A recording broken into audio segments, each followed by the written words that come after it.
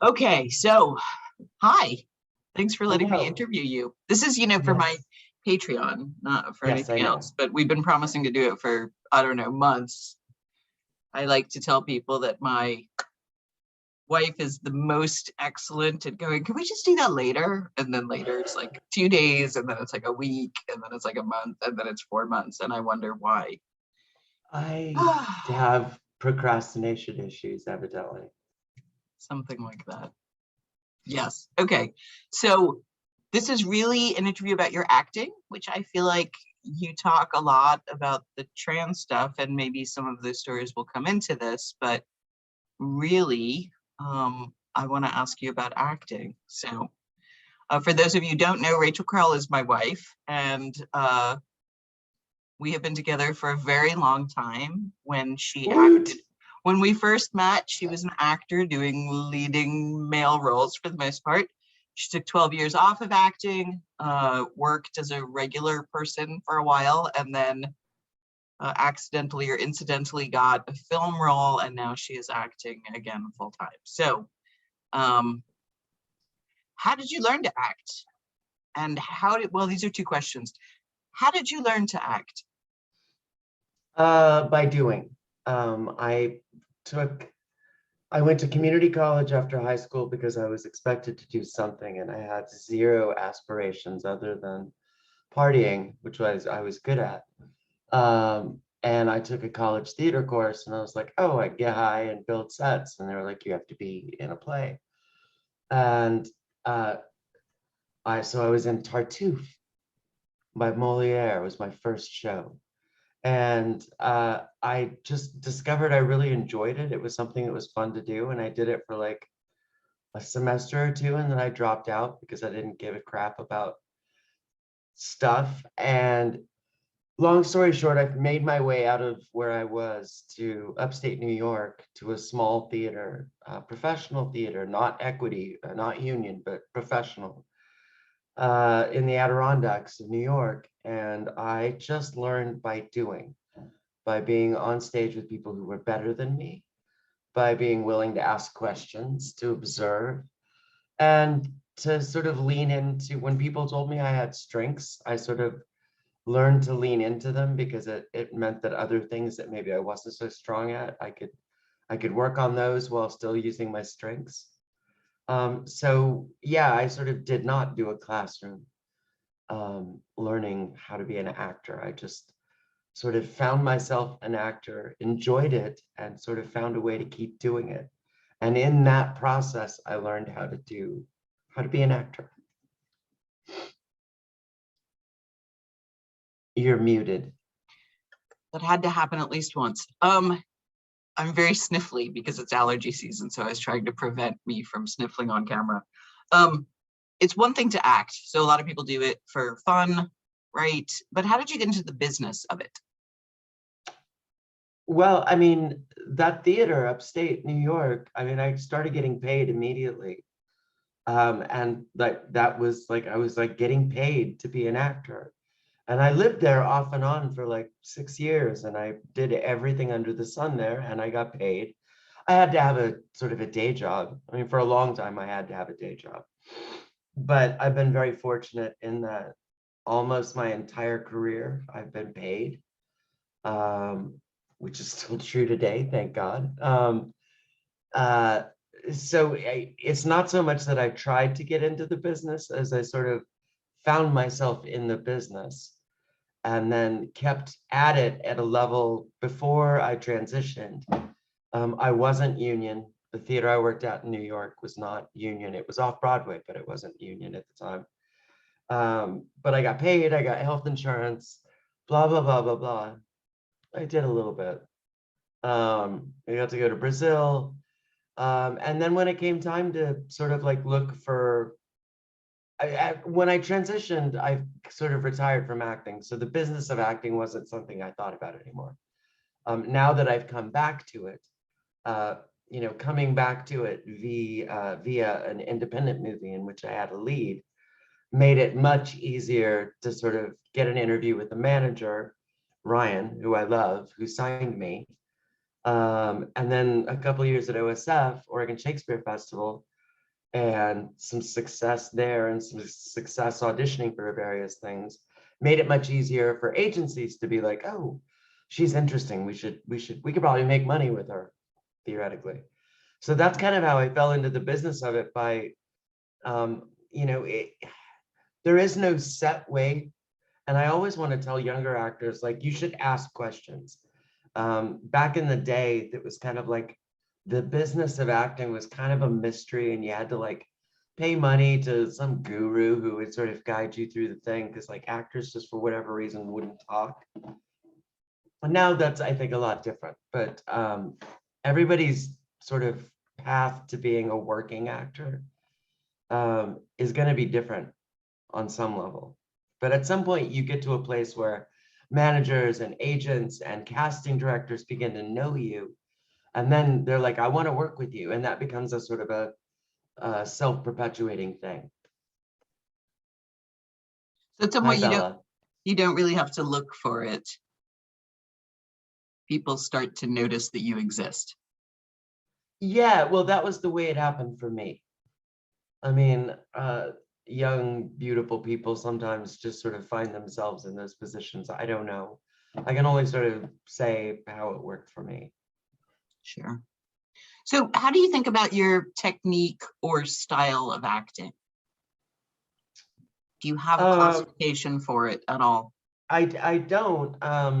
Once again, I didn't go to school, so I sort of didn't like get trained in any sort of technique. But I was told from very early on in my career that I was very good at listening. And listening is actually ridiculously, at least for me, the most important thing, because it helps me slip into the world of whatever I'm doing. I'm listening to whatever's being said to me. It helps me know what I'm supposed to say next because I'm responding to something. And through listening, you find yourself believing you're in that world. I'm not an actor who's like, oh, I become that character. No, I pretend to be that character. And I've gotten really good at the pretend so that I can almost sort of just almost 100% just be involved in the pretend.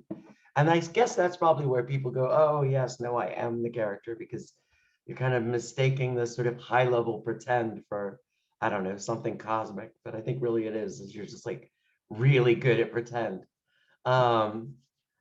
You know, but that's the joy of it, right? Is I always think that all of my best memories acting, and basically anytime I get to do it, it's an excuse to be 5 years old in a sandbox where my imagination could turn that sandbox into anything.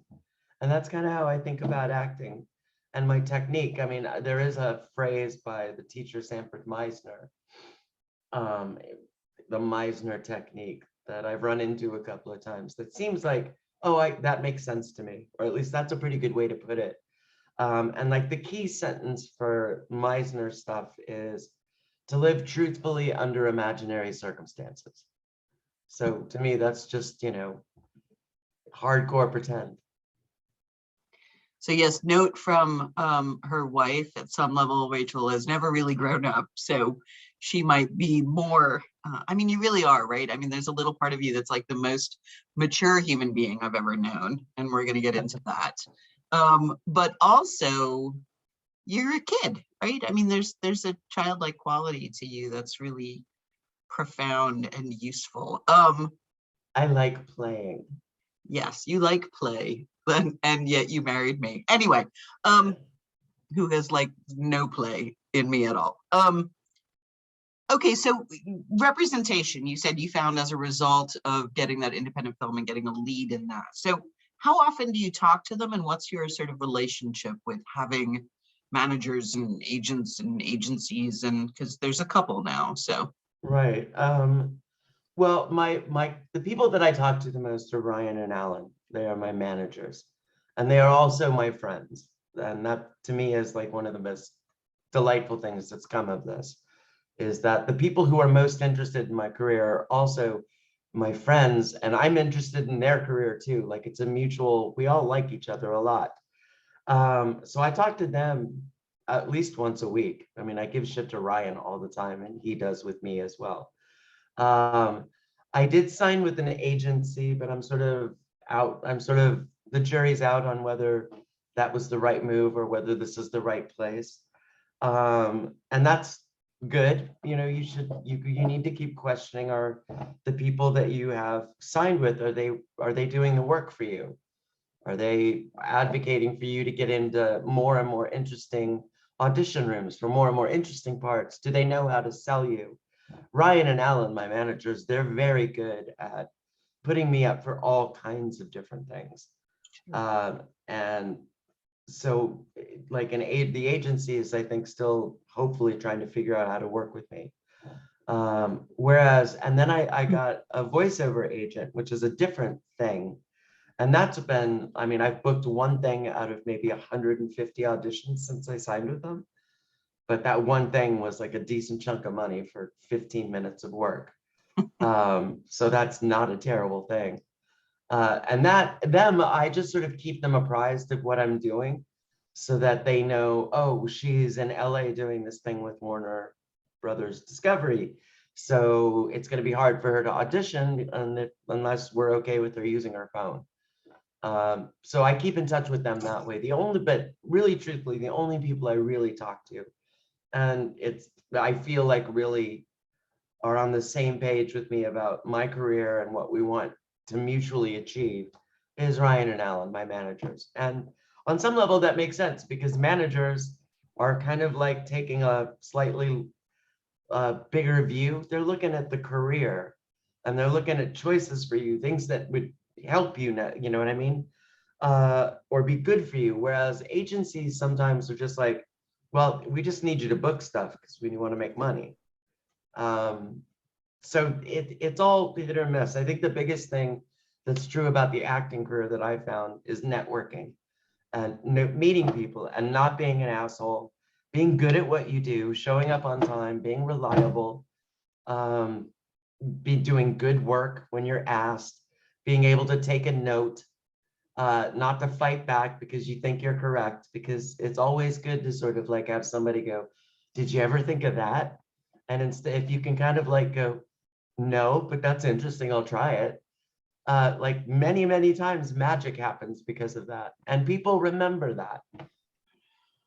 So that's not really about representation anymore, but it is No, about it's the really not. business And of it. it was really my next question. So thank you for seeing into the future. But I was going to ask you, like, what are the tips that you feel would be helpful for someone new? Because I feel like we have, those of us who don't act have this whole idea of what actors are. And I think we have a very celebrity model of that, right? But I feel like working as, certainly as someone who's seen different kinds of actors over the years, just because I know you, working actors are not often celebrities, like people who just do the work. And I think a lot of what you just said about, you know, being responsible, showing up on time, being nice to everybody on the set, like these are things that I think people need to hear, because we all think, you know, it's just going to be magic and whatever. So if you could Right. actually detail more of that stuff that you do, I mean, some of the Well, basic.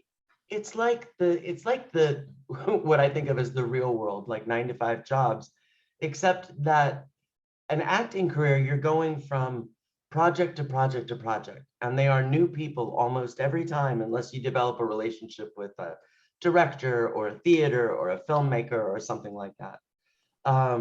And the thing that travels with you is your reputation. People ask, what was it like to work with Rachel on And Then There Was Eve? Or how was Rachel when she was at Oregon Shakespeare Festival? They talk to each other because that's part of how they make decisions about hiring, especially if you're not like some celebrity, right? And for the most part, everybody's looking for somebody who's good, who's a team player, who's not an asshole, who's responsible, and you know, is there to do the thing. And that sounds very simple, but I have been surprised at examples of people who are like, I refuse to do some of those things. And you're like, well, at some point you're going to stop working because you're a jerk, right? Unless you become like a huge box office star, and then it doesn't matter because you'll make money. So they'll hire you knowing you're a jerk, but what? They'll make us, you know, $100 million. So whatever. Well, and I feel like those are the stories we mostly hear, right? Are Right. the diva stories or the giant ego stories, et cetera, et cetera.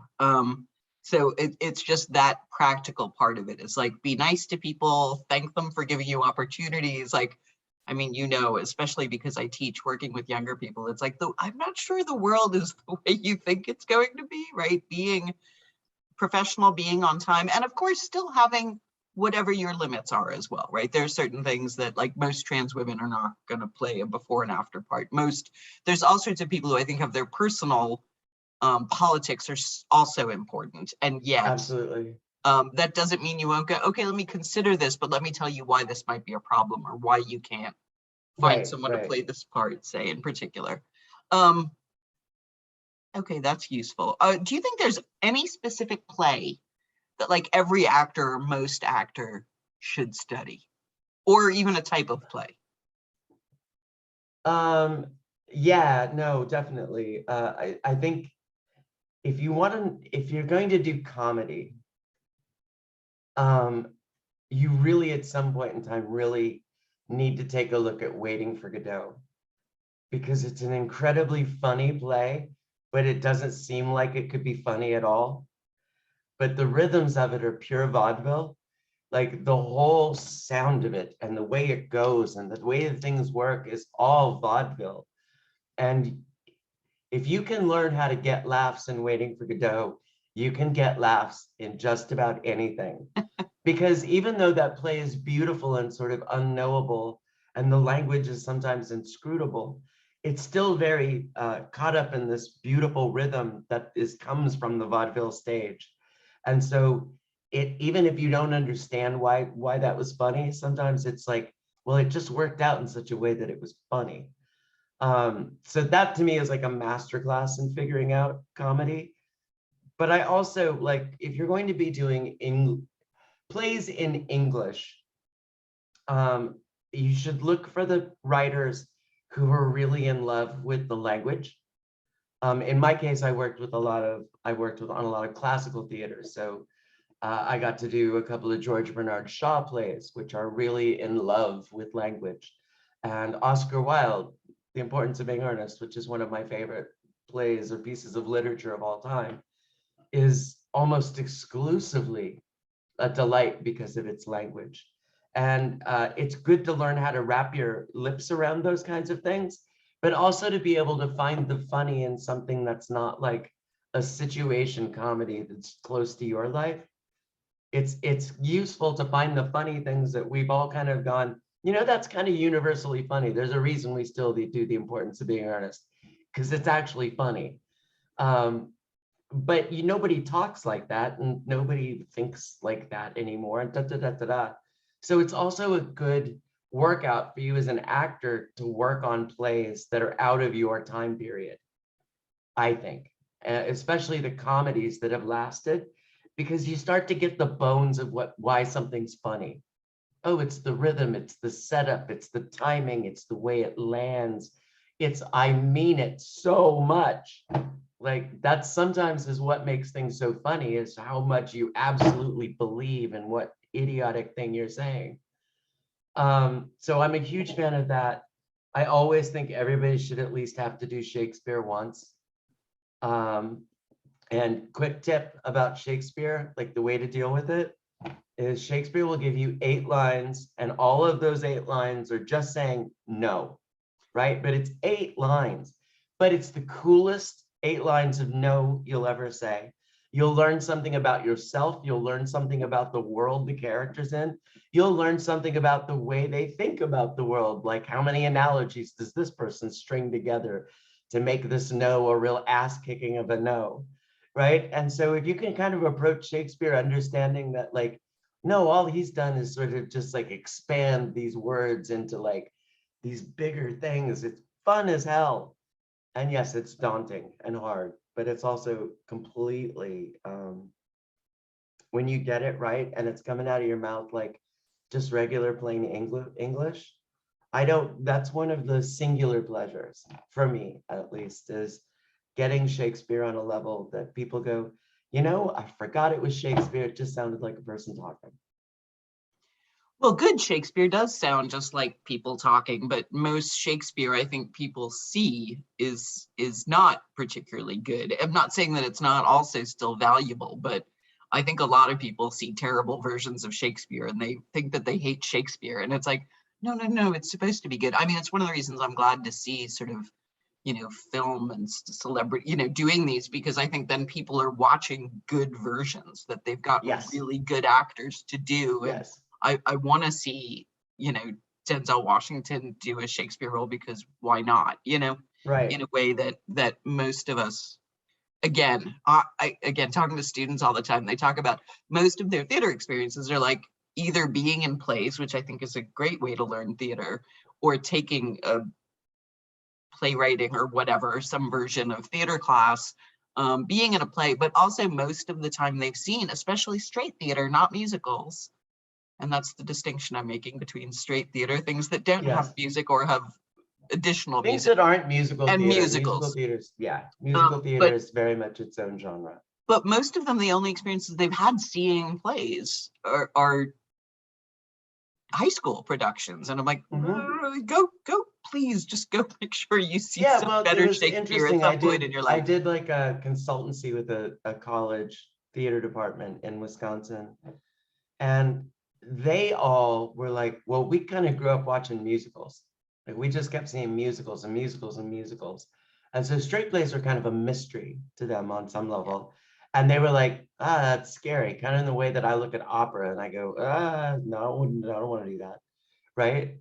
So I just want actors, I want actors to do things that are outside of their comfort zone. So if you like primarily come up in musical theater, then hell yeah, you should get yourself in some serious ass drama, right? With no songs and no dancing. And if you're like a serious ass drama person, you should probably have to do some silly ass musical theater, you know? Because it helps. One of the fun things, and I think the best actors are the ones who are at least okay with the idea of jumping off a cliff, comfortable with the idea that I don't know how the fall's going to go, but I'm pretty sure I know how to land, right? Because there's got to be like an element of risk to it sometimes. It helps, at least for me personally. I like I like doing things that are challenging and scary, even though they're scary. But I learn a lot. I feel like I become better by doing the scary things rather than the easy things.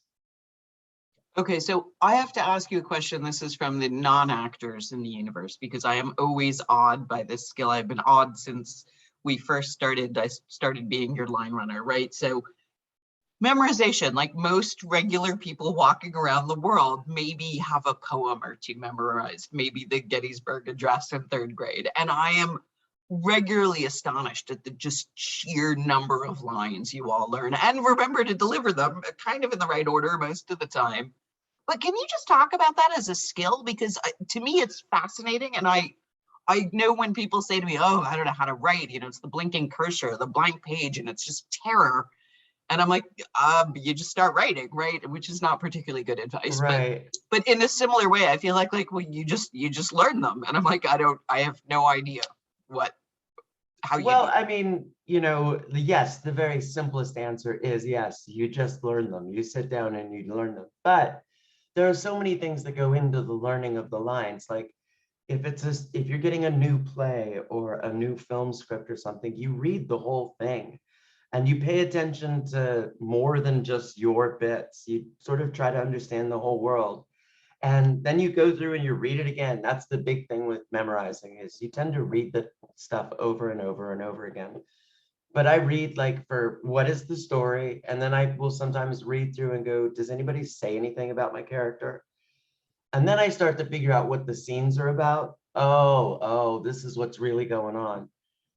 And then I'll just sort of break it down. And when you're rehearsing for theater, you have the luxury of 3, 4, 5 weeks of rehearsal where you're on your feet and you're doing it. And so it's like the words are not just coming from nowhere, they're coming from intention and the sort of innate knowledge that when I move over here and pick this book up, I tend to turn around and say a bunch of things, right?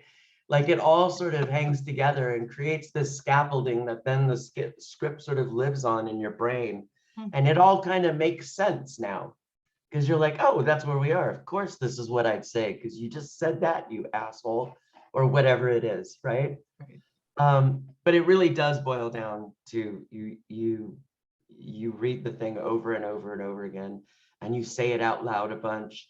And then at some point you try to say it without the script, or you try to hold the script down and say as much as you can, and then you look at it to get back on track until at some point you're like, oh, I did it. Yeah, see, I feel like I'd just throw the script against the wall. And so, yeah, I mean, that's the difference. It's like, I'm perfectly comfortable. I will tell this dumb story because when I started doing a bunch of lectures, at some point, Rachel was like, well, you're a really good writer, so you should write your lecture and then like memorize it and then deliver that, you know, like a piece of acting. And I was terrible, absolutely terrible. I'm much better off the cuff with like 10 words written on an index card. But it was one of those things that I was like, that's a skill that I find amazing, but that you take for granted. Like you just learn it. And I'm like, no, the way I wrote it is not the way I would say it. Those are different things in my universe. Right. And so Right. I had to adjust. Well, it's, you know, it's funny because like now that I'm doing this voiceover stuff, you don't have to memorize it. You don't have to memorize the stuff because nobody's looking at you. You can just read it, right? And that's an interesting thing. I still find myself reading it a bunch of times, figuring out what the hell is going on, who am I talking to, what's going on. So it's even the times where I've done things where like a staged reading or something, where I have the script there, I still do like 60% of the work that I would do to memorize it, because that's part of the work of playing a role, is figuring out what the hell's going on, what am I saying, who am I, why do I want to do this? What is the writer's point of view? Yeah. Yeah, if it's a historical play, how useful is it to know about the court of King Henry? You know, like blah, blah, blah, blah, blah. Well, not even a historical play, something written 2 years ago in Vegas, right, is a different culture than you're living in. You have to figure out what world you're living in at all times. So exactly. So, you know, the art of memorization is really just part and parcel of the art of acting. It's just one of the things that as an actor you do to come to that realized whole of whether it's a performance in a film or a theater or anything like that. yeah, so this is my shorthand way of saying there's a lot of work involved that I think a lot of people don't see, which has always impressed me, because actors can often be some of the smartest people I know, because you do a couple of plays and you learn things and you read things and yeah. No, I agree with you. I mean, it's like anything that's good that people, any field or trait that people are really good at, right? You know, if you're a pilot, you think of all of the time and hours spent learning how to be a pilot, but also the joy of flying, because I'm pretty sure you don't get into being a pilot if you don't love flying, right? And by the time you get to be a pilot, you've like put in the work.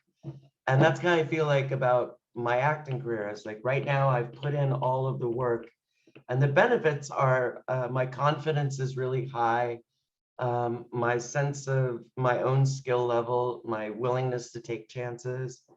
And that's delightful that the work has paid off and made me feel like not cocky, the opposite of not the opposite of cocky, but like cocky without the sort of shitty aspects to it, right? I think that's confidence. Ah, yes, confident. You say confidence, I say cocky. Cocky without the attitude. Yes, that's confidence. But all right.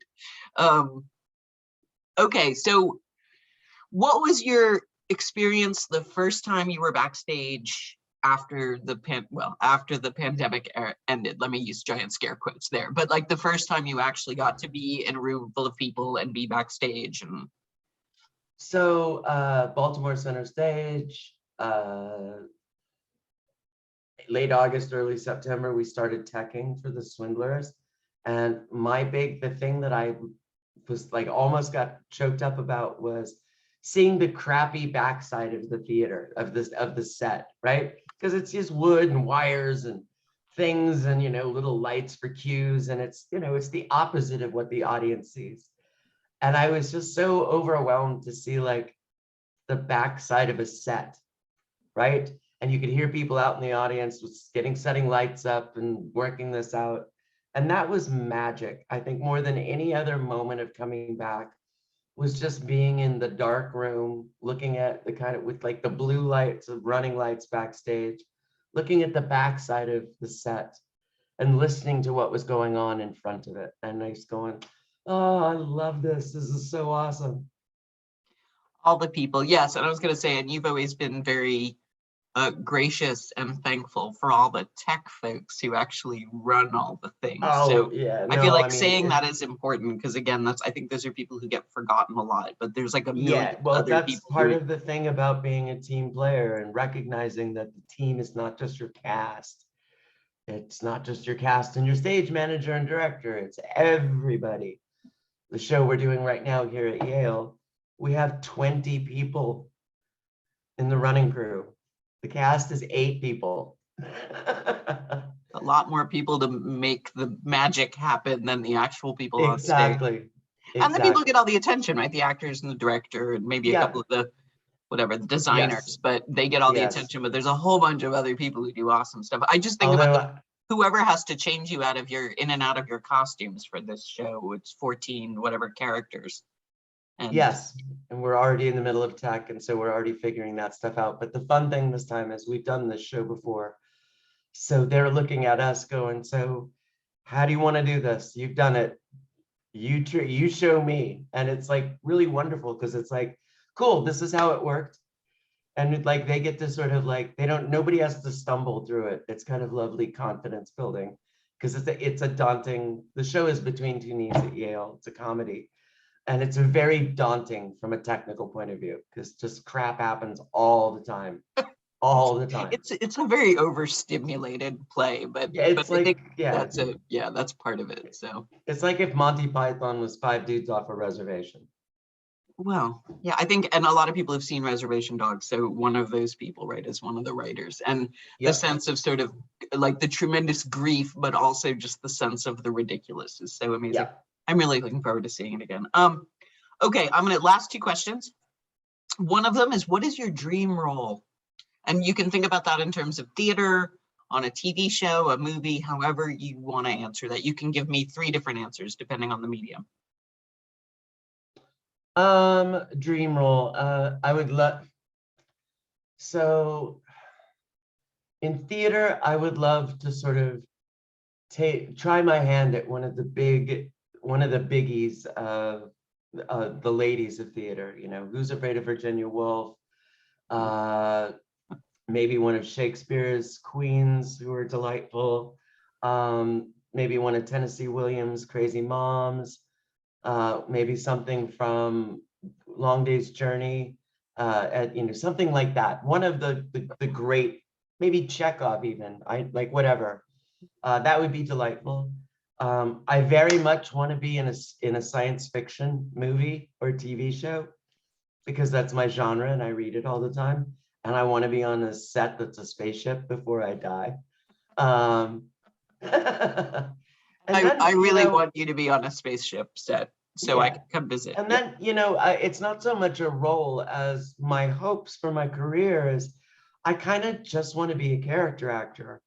I know we don't think of Sam Jackson as a character actor, but he's a character actor. He was for Harry years, Harry Dean Stanton, who's one of my favorite personal actors, total character actor. I want to be that actor that people go, oh my God, you look so familiar. Ah, you were what? And by the same token, make enough money that we don't have to always be stressed out about money. That's it. I don't give a shit if I'm rich. I really am not interested in being famous. Like, I'll take as much celebrity as required to be enough of a name that people go, yes, we should cast her. Oh, yes, right? So whatever amount of celebrity I have to deal with to get to that place, fine. Anything after that, I don't give a shit. I'm Like, so not interesting enough. it's such an important life lesson for us as a couple, because I did the like big splashy thing and everybody had heard of me and I got contacted by a lot of people in magazines and stuff, but there was like no money. And Rachel's like, I need to make the money. I don't care how famous I am. I mean, my goal wasn't to be famous either. It Right. was just there was nobody doing the stuff that I was doing at the Yeah, time. exactly. But yeah, Um, that's really the goals, is sort of one of the great roles in theater, um, one of the great ladies of theater, to be specific, something sci-fi, and just a nice body of work that just keeps me gainfully employed and happy, and we can buy cat food whenever we need to, and my cat food. you know what I mean. I'm just trying to say, like, you know what I mean. Or we could go where I could say, yeah, you could take a year off from Lawrence and write the book. Write the book. Right. Excuse my burp. Well, you were drinking Bud Light. We all saw that. So Yes. it's a burpy kind of beer. Okay, one other question that also comes from me, which is like the other thing I'm astounded by, and one of the reasons that I chose the kind of writing career I did, right? Blogging for an audience that already knew me because of the books, etc. That I don't pitch a lot, right? I don't do all that, because rejection was just brutal, and I was not confident enough of a writer, frankly, to deal with regular no's. Right. It's also just, it was, especially back in the day, now I'm sure it's all electronic, but back it was just a lot of mail. Anyway, how do you deal with rejection? Uh, it's you have to, if you're going to do this, you have to. So it on one level, it's actually as simple as that. It's part of the job. You have to deal with it. Um, I won't lie, there are times where it's harder than others. Something that you think you're just so perfect for, and you're like, why? Or somebody else gets a role instead of you because they're just a little bit more famous. Like, that's real. But you also kind of, I look at it like every audition is a chance to do my favorite thing in the world, act. And maybe it'll be for like 3 lines, or maybe it'll be like 7 pages of dialogue. But when I do that audition, I have a chance to do my favorite thing in the whole wide world. And then I do the audition and I send it off, and I really try to stop daydreaming about getting the role. Up until the moment I do the audition, I allow myself to daydream, like, ooh, that'd be cool if I did get it. That's really neat. But then the moment it goes at the end, then I really try to forget about it, because there's no point spinning your brain over it. And I've learned that the hard way by spinning my brain earlier on when I started up again. Sure. So now it's a matter of just kind of letting the no's go through you instead of getting stuck to you, right? Because you're going to hear them. They make the yeses way more sweeter. When the casting directors told me I was part of this Warner project, that felt so amazing to get that yes. And part of the reason it felt so amazing is because I've heard no so many times. And I'm not saying, like, because that sounds sort of like a masochistic way to enjoy success. I don't mean it that way. But I am saying that, it makes you appreciate your wins more. It makes you appreciate every time you get a job to do the damn best you can, to be killer, to be a good person, to make people go, I want to work with her again. Or somebody in the audience goes, she was amazing. We should call her in for this, right? Because you never know where the next thing is going to come from. So the no's have their place. They can be difficult. Sometimes it's an endless barrage, and it just wears even the best mental sewer system down, right? But it's temporary, and there's always another audition. I know. So that was one of the shocks to me, and it's still shocking to me that you don't get no's per se, right? I mean, this whole thing of like, you audition for a thing, there's some buzz about it, your manager's like, hey, you're being considered, or you get the call back or whatever. And then it's like, you wait, and there's no one ever Very calls and says, rarely, yeah, we chose somebody else. You just gotta go, oh, I guess it's been a while and you didn't get that one. And yeah. that is, Ryan and I I hate it. very quickly got to a place where I could just text him, crickets, ? And he could write back, crickets, period. And like was like, okay, that was a no. Yeah, that's unbelievable to me. And I have probably had more to adjust to than you in dealing with that, because I'm like, they should at least fucking call you and tell you if you didn't get it, but they don't have to. That's sort of an industry thing as well. Because honestly, even in publishing, they actually send you a rejection letter. It might be like 3 years after you sent them a thing, but they do actually tell you. I mean, occasionally if I get called back for something, or if I get pinned or first refusal, which means that I'm one of casting's pick and now it's going to the network or the executives or the producer or something, you know, about 50% of the time you'll hear back whether it was a no or a yes, right? But other times you still don't. Crickets, crickets, crickets. Yeah. They just Which is stop why you talking can allow about it. yourself to daydream up until the moment you do the audition. And you really can't daydream after you send the tape in, because it's destructive. You can't do that for every project you run into. You just have to have moments of like, well, that'd be really nice, and then let it go. Yeah. Okay, so this is the final question, and this is from our friend Connie, who insisted that I ask this question, which is, who gave you the right to be so fucking awesome? Connie, please. Yeah, that's funny. I think everybody gives themselves the right to be fucking awesome, to be honest with you. I think if you want to sort of like, especially if you're queer, you're marginalized in some way or another, you have to have a little extra shot of confidence that you are good enough and you can kick ass and you belong at that table. So fuck you, let me in. Like you do, I think, on some level, because I don't think of myself that way, but I do know that I do approach things like, I'm good, I should be in there, I could go do that. And so maybe, even though this is a funny question and it made me laugh when I saw it,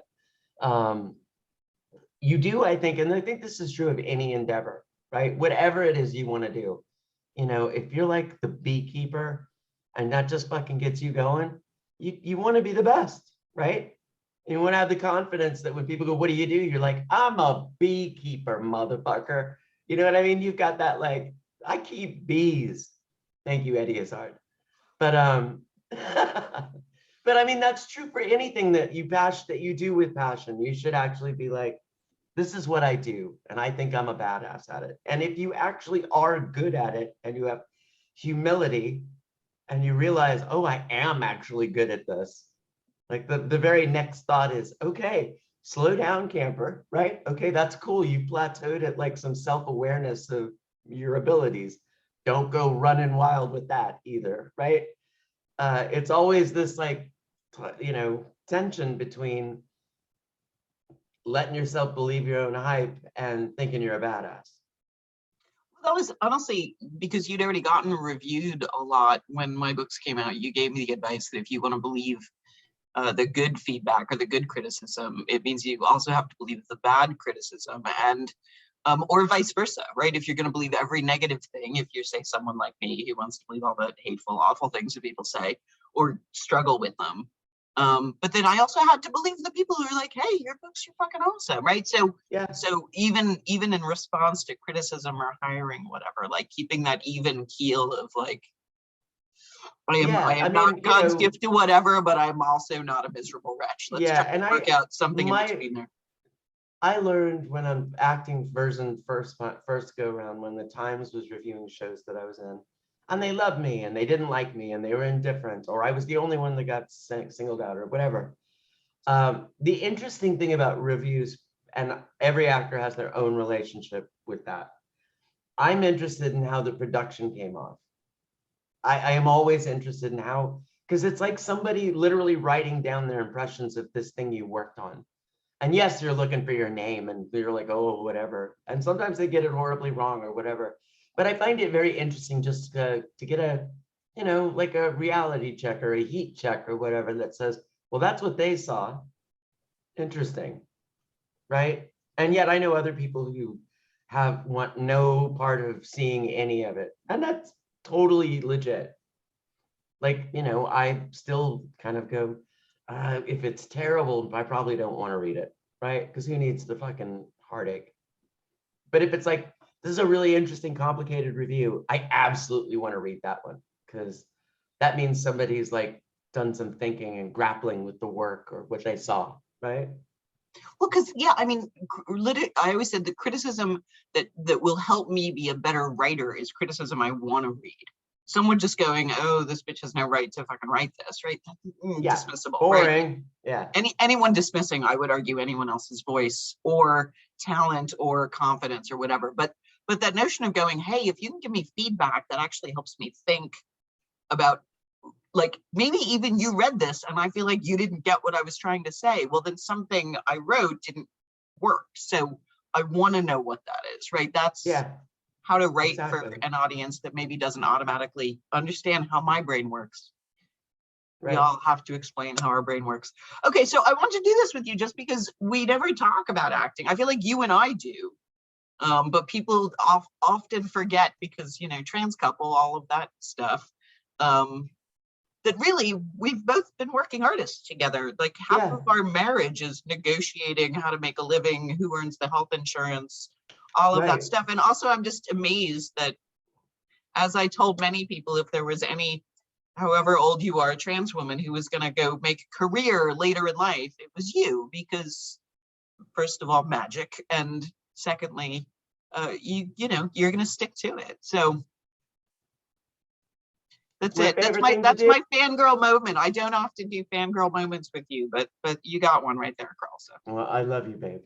yes, I love you too. So it's the only interview I'll ever do where that's how it ends. But yes. Um, Great. so yes, thanks everyone for their questions. I Yeah, hope this thank you. was reasonable. And you know, if you're anywhere near New Haven, Connecticut in the next couple of weeks, between Tunisia's happening, and pay attention because I'll keep posting all the cool stuff that my wife is doing. And there's still at least 2 more things that we're really excited about that haven't been announced, and it's so annoying, but eventually. Good times. All I love right, you. my beautiful. I will see you soon. Okay, you too. Hold on, let me stop recording. Bye Okay. everyone. Say goodbye.